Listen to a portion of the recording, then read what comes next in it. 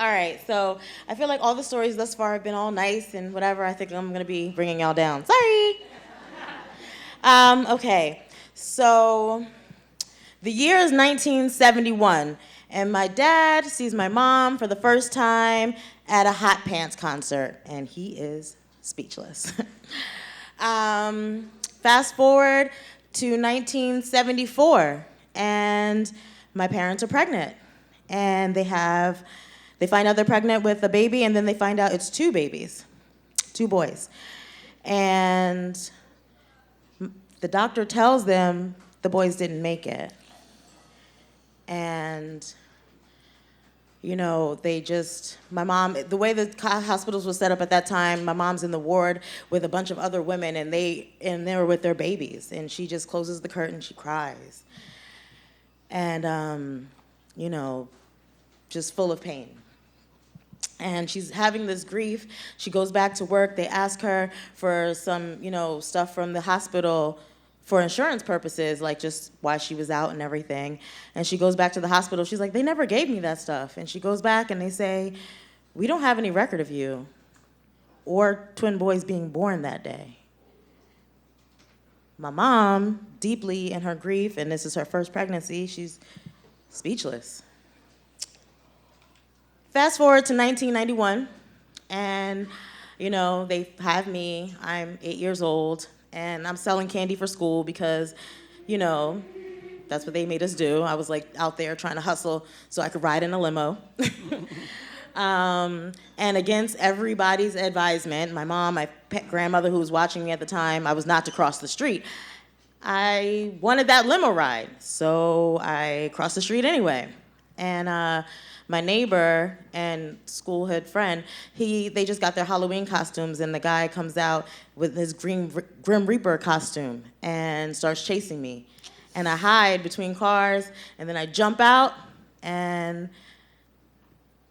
a car hits me, a van hits me, runs me over, and I end up in traction. I'm in a cast from here down to my toes. And yeah, what the?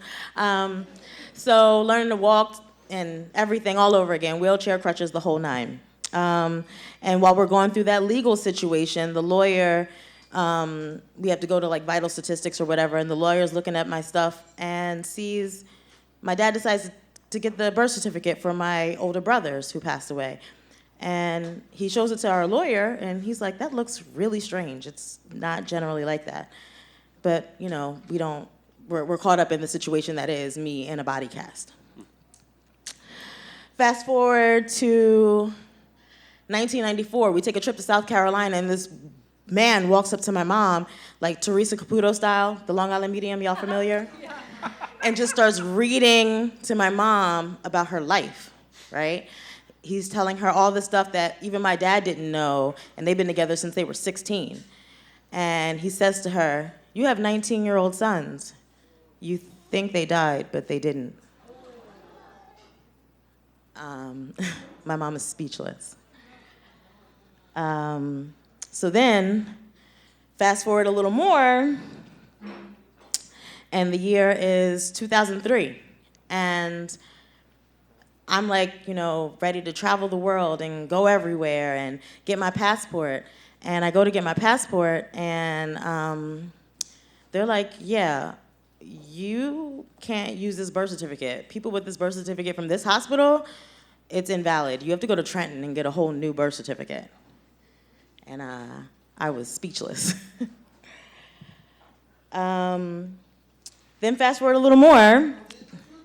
No, 2017, and I get my mom a DNA test because I realize I've been going down this rabbit hole of trying to figure out where these brothers of mine are. I don't date guys who are 49 years old without extensive research. I'm like, where's your mom? Where'd she come from? What'd she do?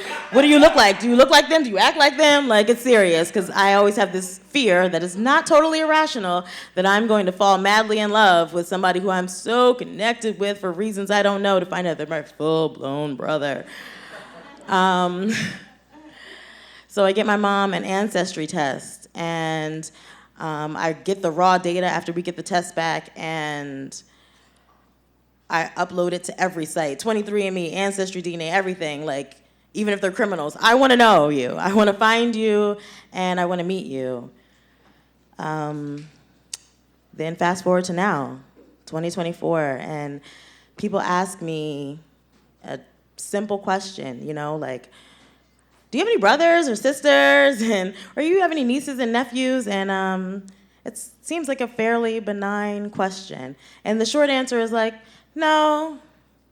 But I think that that sometimes feels dismissive of my parents' pain, of this ache that I feel, and this void of having these older brothers that I always wanted. And sometimes, even though I can just say no, the answer is just won't come for me, and it leaves me speechless.